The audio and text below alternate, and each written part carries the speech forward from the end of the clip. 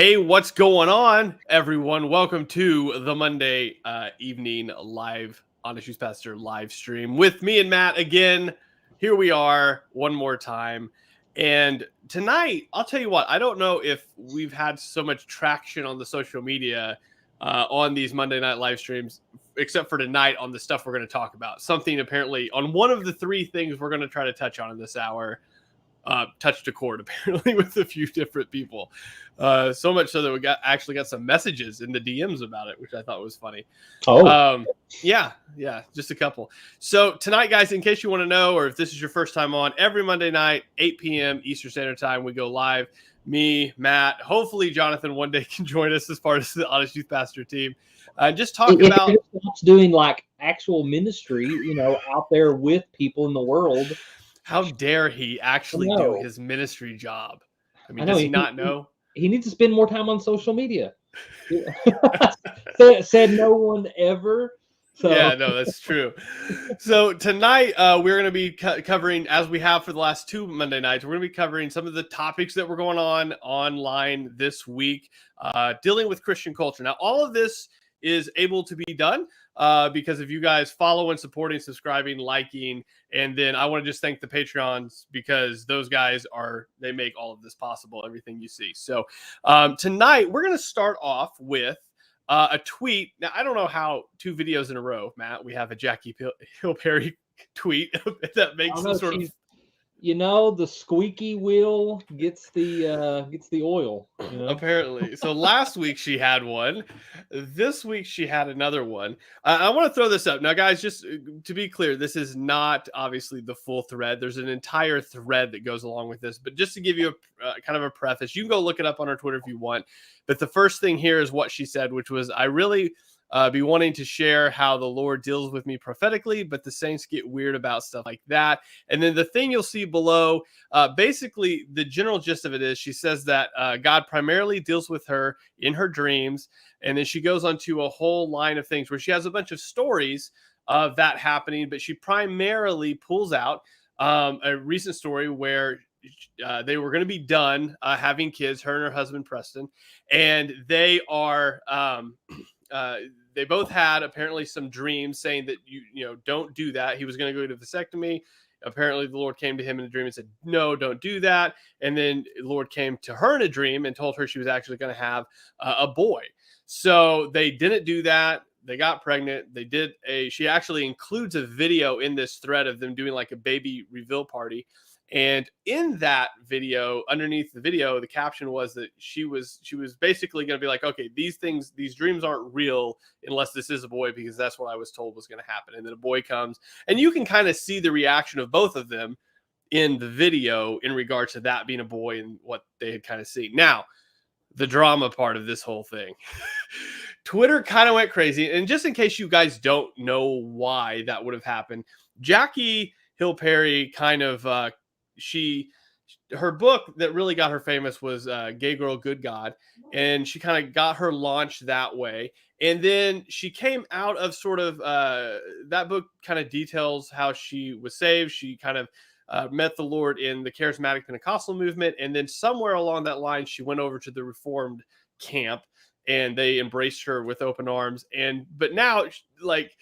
the funny thing about the Reform camp, as far as I can tell, is that like if you do one thing that they don't like it at all. And what's been happening recently, as far as I can tell on Twitter, I don't pretend to have my finger on the pulse of these sorts of things, but she's been hanging out with some people that I would say are sort of questionable, as far as Kristin, Kane, Beth Moore, those people. But all that aside, that's not what we're talking about tonight. That they're saying, hey, look, she's doing some things that sort of prove that maybe some people are going as far as to say that she's not Christian. Some people are just saying that she's kind of wandering off the path a little bit. But what happened when she put out this tweet was that you had sort of 2 camps in this whole thing happening. Some people were posting Hebrews 1:1, which is the whole God used to speak to us in various ways through the prophets, but now he speaks through his word. saying that, hey, Jackie, can't hear from God because he doesn't speak that way anymore. And then some people were quoting Acts 2:17, the fulfillment of the prophet Joel's, and they were connecting that to 1 Corinthians chapter 14 about how it's for the encouragement and the edification and the building up of the body. So what we're really going to talk about tonight, I don't want to primarily stick on Jackie or that whole subject, because I think we can get in a lot of rabbit holes off the side there. The one thing that I think it does show is that Christians are pretty divided on this whole thing. Does God still speak this way? Is it a valid thing? There were a lot of people in the comment section that were incredibly encouraged by her telling this story about, what she had heard, claims to hear from God, actually happened. And it was interesting to see the back and forth almost immediately of people quote tweeting her, saying that there's no way she heard from God, or people quote tweeting and saying, hey, this is very encouraging. So I've said before that I'm a leaky sensationalist. Matt, I've been talking about what is your take initially on this whole thing? The reaction, I guess. Yeah. So, for myself, someone who has been born, raised, and still runs in Pentecostal circles, I received my first master's degree from the Pentecostal Theological Seminary. I'm ordained in a Pentecostal denomination, but I do personally identify as a cautious continuationist, not in the sense that the unique role and gifts and abilities of Jesus and the apostles continues into the present day, but just in the matter that God is still at work in the world in mysterious, I don't necessarily like to even use the word supernatural, like something that is outside or above nature, because even when God does move, God always usually moves within the means of his creation. So I prefer the terminology something that is hyper natural. And so in that, being a cautious continuationist, um, the part about the tweet that stood out to me most was the language of primarily, and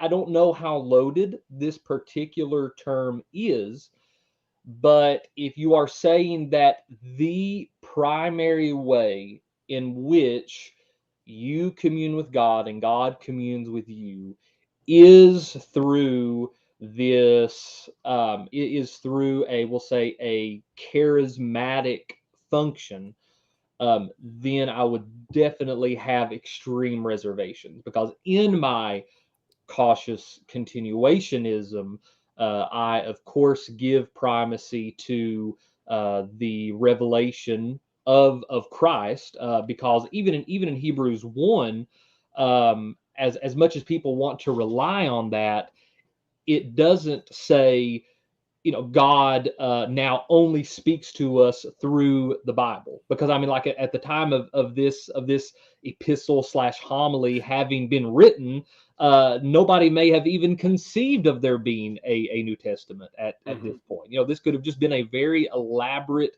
sermon that was passed around through churches. Now, of course, they relied on the Old Testament scriptures, but then if we want to use that argument, you could then use that argument against the New Testament, saying, oh, well, scripture was already written by the time Jesus came, so no more can be added in. Yeah. And so the focus of Hebrews, however, is the primacy of revelation in Jesus Christ, in and through the incarnation, and through the work and the ministry of Christ, which does come to us through the testimony of the New Testament. That is the primary way in which we see and know God. But then, of course, through the written word, the Holy Scriptures, being the Old Testament and the New Testament. And then I think that God also interacts with us through the community of the church, being through like, communal prayer, worship, preaching, the exposition of the scriptures, through mutual accountability, through mutual discernment. And so it's within the context of those three things: the revelation of Christ, the written word, and the community of the church. Also, of course, the administration of the sacraments or the ordinances, or however anybody wants to talk them. I kind of like include that in the community of the saints. But I think that we have to focus on the fact that those three things are primarily the way that God deals with us. So I think that would be my first drawback or sort of caution to that kind of language. But then again, I don't know how loaded Jackie Hill Perry intended that word primarily to be. Yeah. Well, and that's the thing with social media, right? That's one of the things. I mean, I know I've learned that throughout the running of this page. I know you have mentioned it as well. It's one of those things that, like, depending on the one word you use that you didn't think anything about, like, you're like, oh, that's whatever. It's just part of the whole caption. And then all of a sudden, that's the thing that people focus on. Now, I think you're right. That's one of the things that I think has some people concerned, not just about, necessarily Jackie Hill Perry, but also just that sort of gift set, and, like, is that still active? How much people actually rely on it, and how much maybe weight they let that play. Now, I don't know. Again, I don't want to make an assumption here. I think just going through her thread, I don't know. I don't think she would say that, like, oh, I rely primarily on that, and if it overrides scripture, just based on some of the other things she said in the thread. Like, so, back to that picture about or the video where they found out it was the boy, where she said, if this didn't come true, I was just going to say this was it was a false prophecy.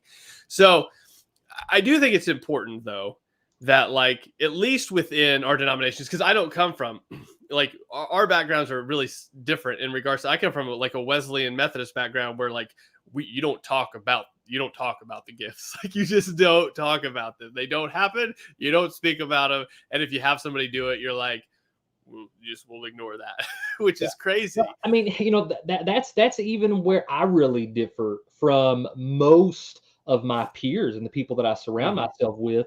And there are, it is so difficult to talk about, like, the charismatic movement or the Pentecostal movement, because honestly, and even Pentecostal charismatic scholars will admit this, that it's more appropriately described as Pentecostalisms and charismaticisms, because there so are broad. so many branches. It's hard to, like, zone in on it, but it seems to me like most of the assumption of most of a lot of my peers, and even a lot of continuationists, is that some assume that, like, the gifts of the Spirit are things that are given to people that they use on command or on demand, which I think that was, I don't want to use the word limited to, but I think that was emphatically present in the ministry of Jesus, and then in the lives of the apostles.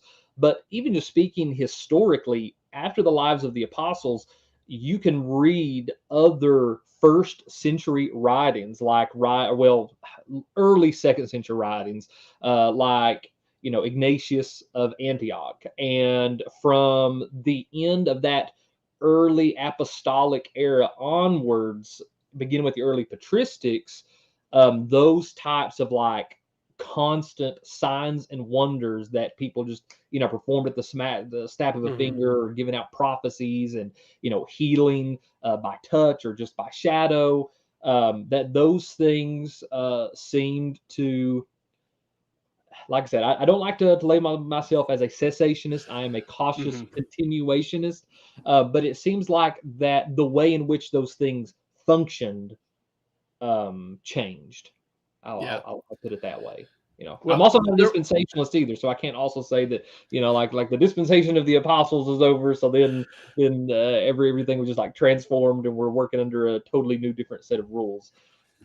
Yeah, I think one of the most helpful tweets I saw in reply to it was that, like, somebody was saying, hey, don't make this prophecy thing a primary issue when it's not a primary issue.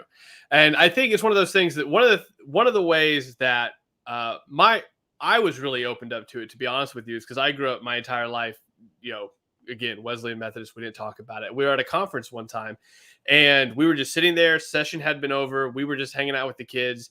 And somebody walked by that I didn't know this person from anybody. I mean, who knows who this was? And they walk up and they ask one of these kids if their name is whatever. And they're like, yeah, why? And I was just as weirded out because I'm like, I'm responsible for these kids. Who is this random adult talking to them? And they gave them just like a word of knowledge, of prophecy, whatever you want to call it, that they could not have possibly known. That was incredibly encouraged to this kid. And I was blown away. I was like, this has never happened before. What's going on? This is crazy. And it doesn't, like I said, that's one time out of 10 years of ministry. But I think that tweet was really helpful when they were like, hey, you can't just banish someone from, your little group because they do this one, for example, he was talking about Jackie without naming her. But the whole idea was like, it seemed like the little group of Reformed Twitter, and I may lose people following me over there after this. I don't really care. But they lost their minds over this, like really fast. Like I saw her tweet it. And then not 30 minutes later, like 12 people that I follow from like that kind of camp just came out and were like, this is dumb. Look at her. She, just one more proof that she's not. And I'm like you're not encouraged by the fact that like this amazing thing happened that you can't explain happened. And now again, I'd be totally different. She's like, I'm a modern day prophet. You have to listen to me. Here's all the, that's, going off in the crazy town is totally different. But having somebody like say, hey, this happened to me. I want to share it with you so that you can be encouraged too. I think, that's where I fall. I was just like, man, you guys are, I don't know if I want to be any of your friends because you went nuts like at the drop of a hat. And it was sort of crazy. But I think that was the most helpful tweet I saw in reply to it, was that it was like, hey, this is not a primary salvific issue. This is a, sensationalist continuationist. You need to know where you land and you need to know why you land there. But it was just like, it was basically a tweet that says, calm down, chill out for a second. So there was that. Do you have anything to say on that before we move on to the Disney thing? Basically just want to reiterate what you said a minute ago, that this is not a primary issue. I don't know whether we would consider this a secondary or even a tertiary issue. I guess maybe just continuationism as a whole would be a secondary issue, but it's definitely not something to break fellowship, to break with fellowship with someone. I think that's a little bit extreme. Yeah. Yeah. I mean, but like you said, if what she said was much more extreme, like if she were coming out and, consistently giving out these prophecies and making these grand claims, then yeah, that would definitely be an issue.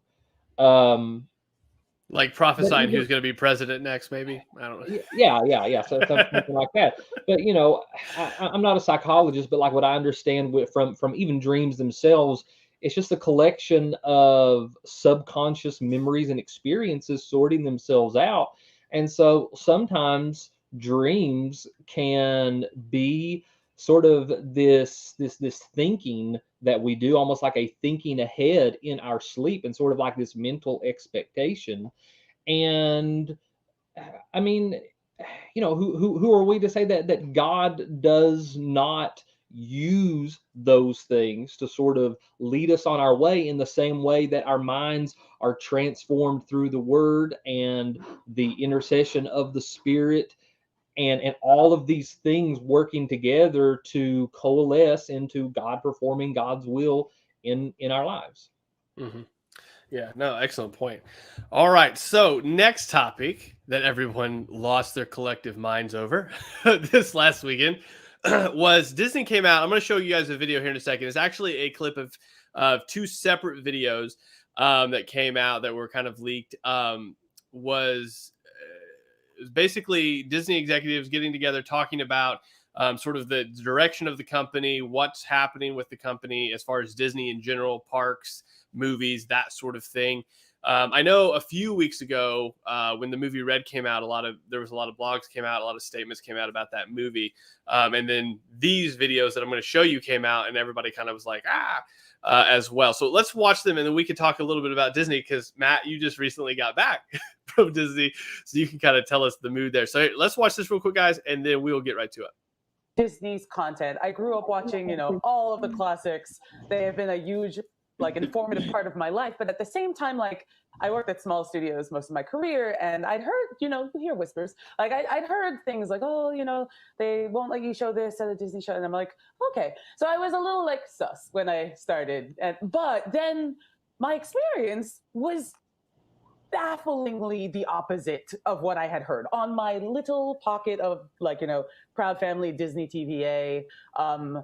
The showrunners were super welcoming. Meredith Roberts and our leadership over there has been so welcoming to my not at all secret gay agenda. And so I feel I felt it was, maybe it was that way in the past, but I guess something must have happened in the last they are turning it around, they're going hard. And then all that momentum that I felt, that sense of I don't have to be afraid to let's have these two characters kiss, let's in the background to start, I was just wherever I could, just basically adding queerness to if you see anything queer in the show, I'm proud of them. But I just was no one would stop me, and no one was trying to stop me. Gendered greetings in relationship to our live spiels. So we no longer say ladies and gentlemen, boys and girls. We've provided training for all of our cast members in relationship to that. So now they know it's hello everyone or hello friends. We are in the process of changing over those recorded messages. And so many of you are probably familiar when we brought the fireworks back to the Magic Kingdom. We no longer say ladies and gentlemen, boys and girls, we say dreamers of all ages. And so I love the fact that it's opened up the creativity, the opportunity for our cast members to look at that. We have our cast members working with merchandise, working with food and beverage, working with all of our guest facing areas where perhaps, we want to create that magical moment with our cast members, with our guests. And we don't want to just assume because someone might be in our interpretation, maybe presenting as female, that they may not want to be called princess. So let's think. Okay, so some of that went through. It looks like you had the audio, but not the video on that. Also, my computer's losing its mind now because I tried to play that video. Good to know that that's what's happening. Those videos leaked, that came across, everyone lost their mind for a couple reasons, right? So you guys probably heard the first video when she said my not so secret gay agenda. That kind of really was a trigger point, I think, for a lot of people. And then the second video wasn't so much controversial as much as it was the idea of saying, genderless in the announcements, genderless in a lot of ways that they address guests, things like that. Now, I know you were just there, that you said, did you notice any of this? Did you sort of see a tone, a tenor of what was going on in the park, maybe just from being there? Yeah. So nobody fall out with me. Last week I actually did take a pilgrimage to Orlando and pay homage to the giant rat. So I'll go ahead and clear my conscience on that. Specifically to go to Hollywood Studios and Galaxy's Edge to have the Star Wars experience, and so to feed my inner nerd. But I had been there a couple of times before in years past, and one of the things that stood out to me that I thought was very strange was the general demeanor of the employees, the cast members, as they call them. And what was really odd is that in years prior, so one of the incentives of going to Disney World, Disneyland, where whichever one people attended. It was sort of like, the magical experience and the atmosphere where like everybody is, everybody's enjoying themselves. All of the cast members, the employees, are all very warm, open, welcoming. But things were very different this time around. Like, I don't know what it was. I don't know if it was the recent return from COVID, the extreme influx of spring breakers and people on vacation, like flooding into the parks, and like, people weren't used to it, new employees, whatever it was. But everybody was very solemn. Everything was toned down. Some people were just like downright rude. And I mean, we're all people and everybody's allowed to be rude, but it wasn't just one or two people or specific incidents, but it was like the vast majority of the employees were just really off. And I don't know if it's because just a few days prior to my going was when there was like the whole mass walkout of employees. And so I don't know if behind the scenes, like as far as logistics and human resources were concerned, there's this big crunch on the expectations of employees and everybody trying to pick up the pace, pick up the slack or whatever. But it was just a very strange experience, and it really stuck out to me. And I'm not by nature like a complainer, but this was it was just something that was very obvious to me. In connection to this whole concept, I do think that it's ironic that they're putting so much effort into using gender-neutral language for fear of offending or leaving someone out by using a gender-specific language, and yet like all of the bathrooms are still labeled, as men and women, male and female, and so like it's sort of like the whole saying of they're choking on gnats and swallowing camels. Like trying to put forth all of this effort into just these insignificant greetings and words, but there is still the practical common sense separation of the bathrooms. So I just sort of see all of that as redundant in terms of the way that the parks are still set up. So on that note, a lot of what happened after this, right? So that's an interesting view into the park as far as what's going on there, as far as kind of mood, I suppose. And I didn't connect the fact that you had went like right after that whole walkout thing happened.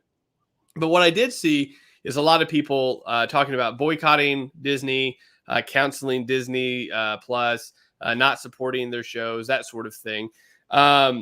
What I got my take on that, but before I say my take on that, what is sort of your, because I know, I mean, we're coming from sort of two different points as far as I got kids, you don't, where do you think that kind of, from your perspective, what's your whole take on the canceling Disney, the go woke, go broke thing?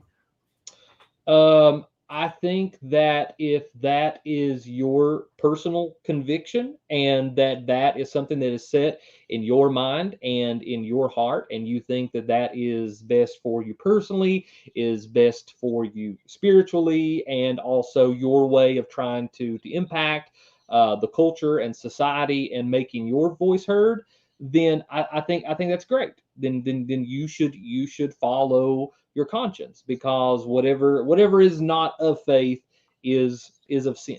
And so if that's something that you feel is right, then you should, I think that you should absolutely pursue that. As far as turning it into a source of like virtue signaling and trying to force this upon other believers and making broad statements, as in like, oh, well, if you still have Disney Plus, or that you still associate with anything like that, then you're ruining your Christian witness, or whatever the reasoning may be. I think that's very shaky ground, because if we really want to go down that path, we'll eventually end up in an Amish community, because literally we live in a fallen, broken, horrible, terrible society. And if we're going to handle these situations even-handedly and circumspectly, then you're going to have to reevaluate everything and everywhere that your money is both willingly and involuntarily going. And if you go down that road, you're going to have to go all the way. And it is possible. I mean, that's why the Amish still live as in the way that they do, is because they want to be totally separate from the culture and the influence of the world. They want to live being to support themselves, and it just be them and their Amish Christian community and God. And hey, I mean, there's plenty of times when me and actually the rest of my family have talked, like, we're just ready to go and like go up in the mountains somewhere and become totally self-sufficient and like not have any kind of human interaction, but just live out there until the Lord comes or we go to Him. So I think that if that is your personal conviction, then you should go for it. I mean, I'm not going to try to talk you out of it. Yeah. No, me and my wife have definitely had a similar conversation of, hey, there's some woods over there. Let's just go live in there and just cut everything off. So on that note, I actually had this conversation because of a tweet I made the other day with some of the guys in the Patreon chat about like, where do you go? Because again, like you said, like I think it becomes this, to be consistent, you would almost have to go to the extreme, right? So to cut off Disney is one thing, but Disney is owned by ABC or owns ABC. I'm not sure which direction that goes. And ABC has their hands in almost everything. And one of the things that you have to consider is like, where is it going? So one of the things that like me and my wife have talked about, right? So we got rid of Netflix whenever the whole cuties thing happened. And we were like, I personally don't feel comfortable paying that. Not only on that, but it was one of those things where I was like, there's a slew of other shows that just aren't beneficial, not only for me, but so why am I paying them to do that? And then when this came around, we were like, it's the same conversation. We're like, why do we have this too then? Because we have 2 kids, and the more what we often do is we'll sit down and we'll watch a show with them, and then as those things come up in the show, basically at this point, as far as I can tell as a parent, you're basically having to walk through and disciple your children as you're watching shows anymore, as far as, hey, they believe this, but this is how we see it through a Christian lens. They do this, but we, don't believe. And there's some points, obviously, there's some shows you don't do that on. You just don't watch them. But there is a lot, especially with that first quote from that lady that was on the video about her not so secret gay agenda. I think, here's the thing. I think parents would be incredibly surprised at how much I would call it propaganda is in shows that they are just blatantly not aware of. There are a number of Disney shows that have just flat out blatant references within them, not making that the main thing, but it's just sort of there as a normalizing of that whole thought process. So that if you're not aware of that and you are letting your kids watch that and you're not having those discussions, I think there would be a number of parents that would be really surprised. There was one show in particular that I was surprised about that I didn't even know until afterwards. I don't think it's a Disney show. It was actually back when we had Netflix, but it was She-Ra. She-Ra has a whole lesbian theme in that show specifically that's written into it. Is that the He-Man spinoff? It's they modernized it. So I guess back in the 80s, it was He-Man and She-Ra, and then Netflix sort of spun the show out as its own newer series. And that whole series has that built in. And again, you wouldn't know it unless you were to sit down and watch every episode. And it's one of those things that I think as parents, we just need to be, if you are going to have some of these services, again, like I would agree with you, it's your own conscience, but one of the things I think as a parent that you have to be aware of is that what you're allowing your kids to watch probably isn't at par of what you think they are watching. You think it's a cartoon. You don't think it's that harmful. You don't think it's that bad. Even me and my wife talk a lot about, there's a Gumball is some silly show. I don't know if it's on Disney or Nickelodeon, but like the dad is a complete moron. Like he does not know how to tie his own shoes. And a lot of those shows are sort of the same sort of thing. Again, they're just building in this thought process of telling your kids how to think about things, even if it's subtle. And you just have to be aware of that. So when this whole thing came out with Disney, and the more I've seen with that sort of happening within their shows, we were like, yeah, we don't need that. I would rather spend my money somewhere else, and not pay some company to freely propagandize my children against the very things that I'm trying to teach them. Now, with that being said, I think there is something to be said about, you're not going to be able to put your kids in a bubble.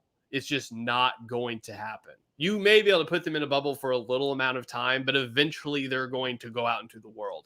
And I think that's where, like, as you have them, as these topics come up, right? I forget the verse exactly, but it's the whole, as you walk by the way, I think it's Deuteronomy, as you live life, you are explaining to your children the ways of God, right? There are going to be things that you naturally come upon that you're going to have that discussion about.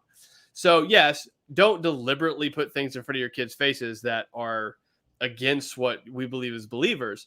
But don't assume that by not doing that, you just get out of that conversation, because you're not going to get out of the conversation. You can homeschool them. You can have all the television taken away, but eventually they're going to go out to the world, and you need to have them trained up. You need to have them discipled. You need to have those conversations. And I think some parents, I think it was sort of maybe our parents' generation for sure, had this idea of, if I just don't have this thing around here, it's not an issue and I don't have to have the discussion. But then we all went out into the world and we're like, oh, this is a big place. And then because you weren't prepared for it, you had to figure it out. So like now, I think the wake up call for parents and a lot of people I talk to is that, yeah, you don't deliberately put in front of their faces, but the reality is sin is out there. You're going to have to explain to them how to deal with it and how to recognize it and how to discern it. I tell my daughter all the time, like, I don't want you to have a clone mind of my brain, but I do want you to use your brain and to figure out how, when people are trying to sell you things and when they're trying to teach you things, because everyone is. So use your brain and discern those things. And I think that's where it really comes down to. You could blanket and be like, we're going to not have anything. Well, okay, fine. But you're still going to go to the grocery store. Your kids are still going to interact with their friends. Eventually, they're going to come up to a transgender individual or somebody from the LGBTQ plus community, and they're going to have to know how to interact and what they believe. So taking away Disney doesn't solve that problem. Though right. I would argue, I think that this the complexities of this situation we may think is unique to our age. But throughout history, and even throughout Christian history, this has been a repeated phenomenon, because I think of Christianity in its infancy, as it is leaving Israel-Palestine area and spreading out through the world, specifically into Asia Minor and Greece and what was in Rome.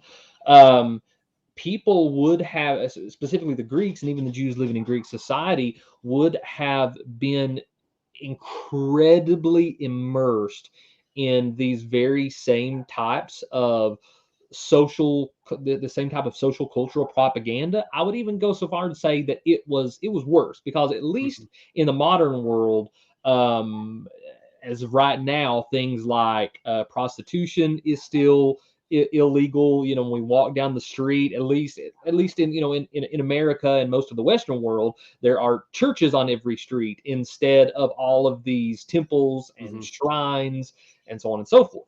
And you see this coalesce in the situation that Paul addresses in Corinth with the concept of meat sacrificed to idols. And the argument was from the people who said, no, you have to abstain. You can't eat meat that's been sacrificed to idols. Actually, follows the initial advice given by the apostles in like the first council of Jerusalem, when Peter and James are there, and James is like, hey, let's not put any more on these Greeks, and they have to, but let's just basically give them the Jewish cultural basics of how to live a godly life.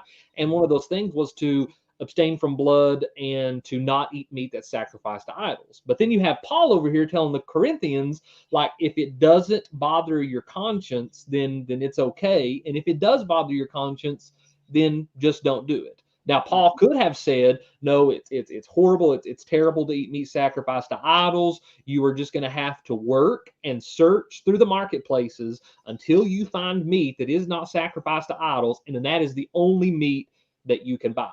But that's not what he tells them. He gives them the solution by jumping through a lot of a good critical process of hermeneutics and practical pastoral application in coming to a solution. And I think that is at least analogous to the current situation, which I know that the current situation is about completely voluntary entertainment, whereas Paul was addressing sustenance for life being food.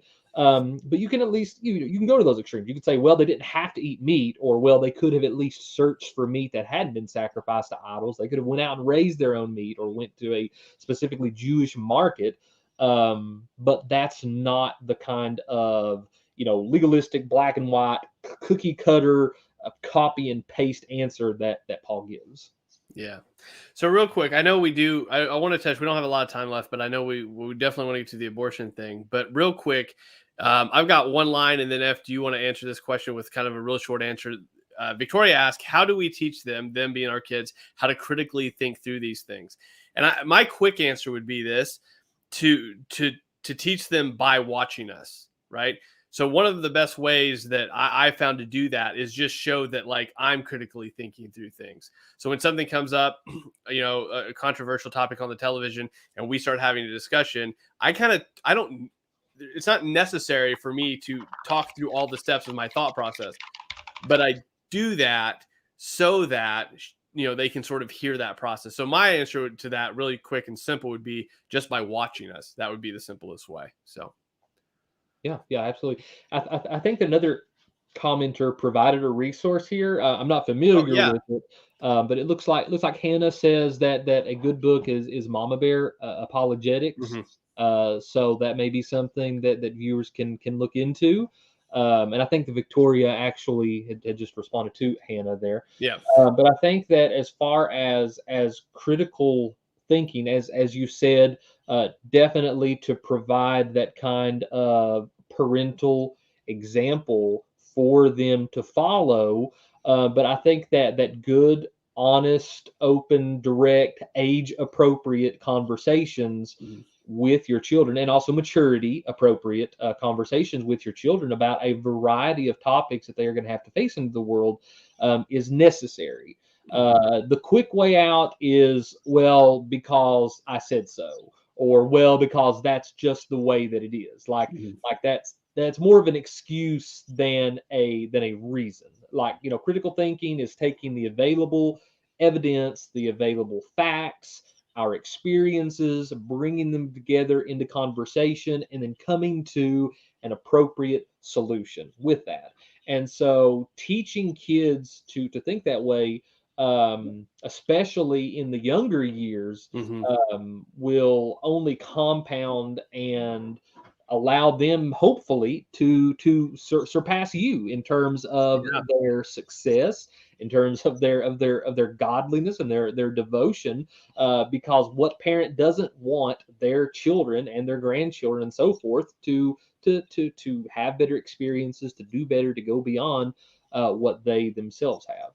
Yeah. So it's sort of like that that aphorism: if you give a man a fish, he'll eat for a day. But if you teach a man to fish, I'm sorry, well, are we supposed to use non-gender inclusive language? Give a person. We're still good here. We're give good a person here. a fish, and the person will eat for a day. But you teach a man to fish, and he'll eat for a lifetime. Mm-hmm. It's sort of that concept. I personally prefer the aphorism that, if you build a man a fire, he'll be warm for a while. If you push the man into the fire, he'll be warm for the rest of his life. Which is going to be very short. Okay. Also, apparently, there's also a Mama Bear Apologetics podcast as well. If you guys want to check that out, I don't know anything about it, but there you go. So, real quick, I know we can go a little over today because of the mishap with my headphones earlier. That bought us some time. So, I want to touch on the last thing. This last tweet kind of blew up for a couple different reasons. It was from Leela Rose. It said, breaking: infant bodies may indicate infanticide after attempted abortions. The bodies of at least 5 preborn children, some of whom may have been born alive and then killed, have been discovered in Washington, D.C. Now, after this thread, if you guys choose to go look at this thread, I just want to give you a graphic warning. There are very graphic pictures of these babies that you'll see. So just if you are not ready for that, don't go look at those. I'm still furious from seeing those images. And don't feel bad. I myself, Michael gave me the warning, and I'm like, I'm going to take you for your word, and because I like to think of it in a very masculine way. I'm extremely sensitive to that type of material, specifically just blatant infanticide. Yeah. So just keep that in mind if you want to get it. But when she shared these, it blew up. It went all over. I think even at the time that I took this screenshot today, there's nearly 10,000 retweets between the tweets and the quote tweets. There's a lot, and it got shared a ton, and a lot of those were in regards to I think a lot of people maybe are probably a lot past the days maybe of people standing on the corner square in a town holding up pictures of fetuses and protesting that way, but that was basically akin to what this was. And I think a lot of people were just woken up maybe to the reality of what this is, what abortion, how horrible it is. And people were sharing this. I think a lot of the ones I saw were to remind people like, hey, this is what we as believers are fighting against when we say, we don't believe in abortion. We think this is wrong. And it was interesting in regards to, like, I didn't see a lot of people that were declaring themselves to be Christian saying that abortion was okay. I'm sure those were in the comments. But it's one of those things where I think whenever we see these sort of images, it does sort of elicit a response in us that even if you don't see the images, again, a lot of people were tweeting, hey, you really should have put a warning on this because, it triggered a lot of people in regards to a lot of mothers that had lost babies, things like that. But on the abortion thing specifically, I think there was a lot of people that were like, oh, wow, okay, this is what we're talking about. This isn't, I think sometimes when people think of abortion, they think of, some, non-developed sort of sack of something. And as Christians, and I do want to get to what we were talking about before we went live, as far as sort of the history of it and what you were talking about as far as, Molech and all of that, because I think that's a really important background to it. But as believers, I think our response to this issue, right? And I know people are going to variety. Me and Matt haven't talked about this. I don't know where he stands on this. I know I got a podcast, or actually it already came out, where me and Rob talked about it on the Babbling Imposter podcast, where as believers, my stance is like, I'm not okay with almost all abortions being ended. Like, for me, it is murder, and any child. It's one of those things. And I get that there's a lot of discussion. There's a lot of people that have nuance there. There's a lot of people that have a lot of discussions there. But I think these images really kind of sum it up of what this looks like, as far as, hey, this is what's really happening. So with the little bit of time we have left, do you want to kind of get into what you were sort of talking when we were texting back and forth about sort of where this isn't just a new concept of evil. Like, this has been held as evil for a while. Oh yeah, absolutely. When you look to specifically the time that the Hebrews were settling uh, into Canaan, and they were coming into contact with these ancient tribal Canaanite groups, arguably the most detestable form was the ancient ritual of infant sacrifice, and most people know that most prominently in the worshippers of Molech and Baal. So you have in the Old Testament several references to the valley of Hinnom, and in Hebrew, Gin Hinnom.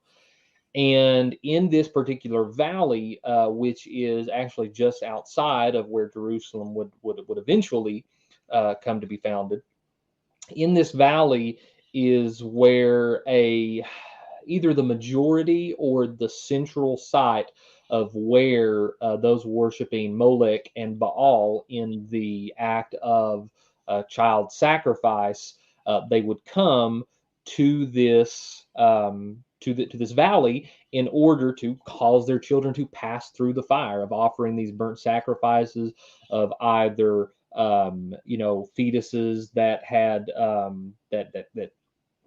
like the babies that women had lost, even abortions in the ancient world, infanticide, if a baby came out and it had a deformity, if it was stillborn, sometimes if somebody just had too many children, or whatever the case may be, and they would bring these babies here and they would offer them as fire sacrifices to these gods. And you can see in the Old Testament that it is arguably the most detestable form of idolatry that the Jews in the Scripture addresses. Now, what is extremely gut-wrenching about this, and eye-opening, or at least it was for me, is to see the progression and the role that the Valley of Hinnom plays, specifically in the development or the revelation on the concept of hell. Because in Hebrew, like I said, the Valley of Hinnom in Hebrew is Gan Hinnom. And when Greek began to become the prominently written form of language, and secondary spoken to Aramaic, but in Greek and also in our Greek New Testaments, when Jesus or the other writers speaks of Gehenna, Gehenna is the Greek transliteration of the Hebrew Valley of Hinnom. And when we read it in English, most of the time when you see the word hell, like for instance when Jesus says, it is better, if your hand calls you to sin, it is better to cut it off, or it is better to enter life maimed than it is to be cast, your entire body to be cast into Gehenna, which was Greek literally for the valley of Hinnom. And so when Jesus is saying this, he's saying like it's better to do this than for you to be thrown into the valley of Hinnom, where all of this child sacrifice went on, where people would go and burn their refuse, so on and so forth. And so when you take this idea of the valley of Hinnom, of Gehenna, as a representation of God's wrath and judgment upon sin, and you look at the history of this location and you see that it is so cursed, that it is so detestable because of abortion, essentially, that infanticide, the murdering and the offering and the removal of life, the murder of these children and these babies, is the foundation from which the concept of hell then grew. And so take from that whatever implications that you want, but in God, in the eyes of the God of life, this act, this situation, is heinous enough to be what the concept of punishment for sin is then built upon. Yeah. Well, I think that speaks a lot to it in regards to, and I know we'll we'll have to schedule one of these lives too, where we kind of talk. I'm sure we will be able to find a tweet or somebody saying something about hell, but I think that we could have a huge conversation just about the development of that and the history of that within Judaism and Christianity. But I think what you said there is a good sort of place to end this conversation on, in regards to whenever we as believers, as followers of Jesus, are talking about the just the absolute depravity of this act and what it means. That's something we need to have. I mean, we need to have that in mind, because I think that opens up a whole nother lens to the conversation. This isn't just about this lady and this man, or this situation that's occurring. Like, obviously as believers, like, let me just say this, obviously as believers, we should be the first people there to take care of, to support, to be the hands and feet of Jesus to people. But that cannot be used as an excuse to be like super nice and be like, oh yeah, you just do whatever you want. Because as believers, I mean, we're, as you said, Matt, this God of life, right? There is this innate value and worth in us as individuals. And I've heard every silly, I will call it dumb argument in the world that you can try to bypass, that, that's not a real person and that's not a human being, but it is. And as believers, we should be doing, I think, everything we can to speak up for those that can't speak for themselves, to be the hands and feet in Jesus in these situations, to say, hey, if we can do anything for that. Now, on that note, I will end on this. I know this is different around probably the entire country. But I know there's some people that we know personally, me and my wife, that are currently fostering a child. And they told us today, they're like, they can't find enough people to foster kids. They're having, in my particular state, they're having to send kids out of state because they can't find enough people to foster. And I think that's one of the things that that's been banging around in my head all day to, just to be like, wow, okay, what does that mean for me? But I think for all of us as believers, that's something we need to consider. There is a part for us to play in this. And when there is a right and righteous indignation for this act that is occurring. But in that same righteous indignation that we have to say, what is this going to propel us to do then? What, other than just being mad, what are we going to do about this? And I think there's a lot of implications that we clearly don't have time to get into today, as far as legislation, as far as how we can vote and how we can act, but also just the everyday things that we can do for maybe the children that are here, and getting involved maybe in that. Maybe we'll have a whole nother discussion on that another day. But I think that if, as a believer, there should be this righteous anger in you that this act even occurs, but that should also drive us to do something as well. So do you have anything to say before maybe we end this?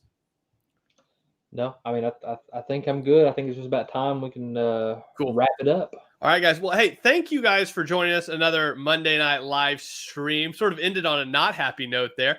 But next week, join us. There is never a lack of drama within the Christian community. So I'm sure next week we'll have some more topics. Maybe Jackie Hill Perry will tweet something else, so we can have a 3 week in a row discussion about her tweets. Guys, if you like this, if you found this helpful, if you think something here was beneficial, which we hope it was to you, make sure you like it, share it with your friends, comment, all that cool stuff. And we will talk to you next week. And until then, just look for in the Instagram stories and all of that for topics that will be coming up next week. And we'll talk to you then. See you later. See you, everybody.